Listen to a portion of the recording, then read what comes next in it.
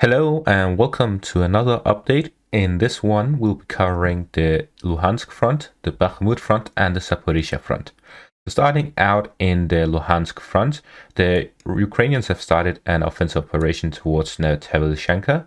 This is this village here, right next to Devorichne, and this is an indication that they are going to move eastwards and try to establish a connection between the two sides of the eastern side of the Oskil River. And this is an indication that the Ukrainians will most likely also attack from the south, either towards Liman Pershi or Vilshana.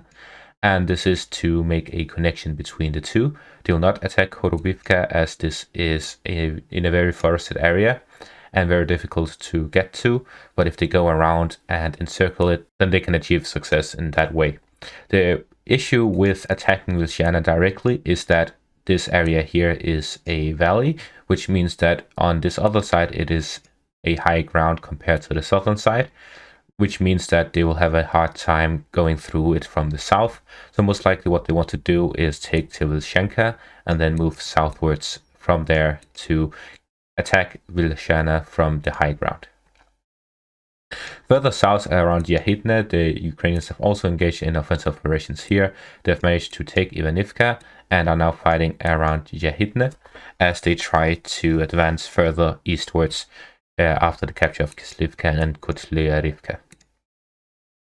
And finally, further south, the Ukrainians have also started an offensive operation towards Ploshchenka, and this is to cut off the road between Svatove and Kreminna. They tried earlier around Cheronopopivka, however it was heavily fortified, so now they're trying this one as it may be less fortified. It is also more isolated, which will give the Ukrainians a worse hold on the road. However, it will still give them what they need to cut off the road between Svatove and Kreminna.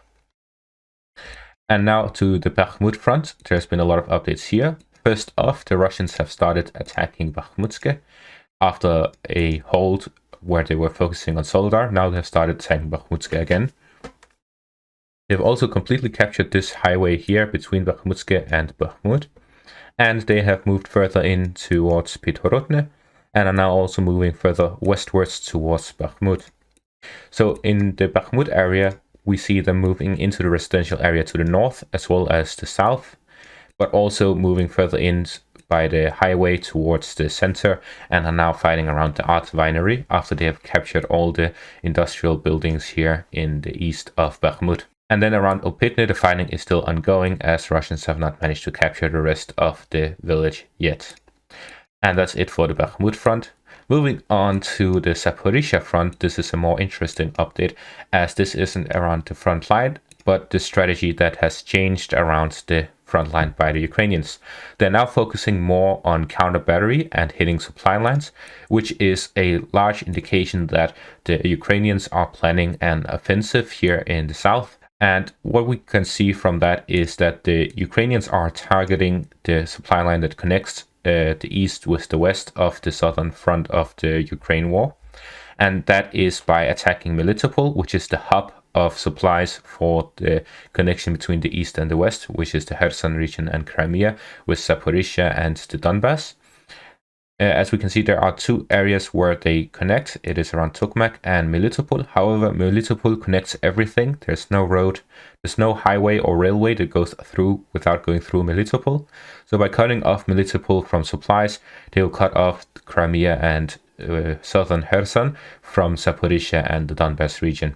So what they're doing is that they're preparing for a land offensive around the Zaporizhia front, or they could also be doing this to trick the Russians to send a lot of troops to the southern front to prepare for such an offensive by the Ukrainians, while they are planning an offensive elsewhere, which could be around Luhansk, or vice versa. So the current situation is that the Russians are heavily attacking the whole Donbass front, while the Ukrainians are trying to retake parts of the Luhansk front and are changing their strategy around the Zaporizhia front.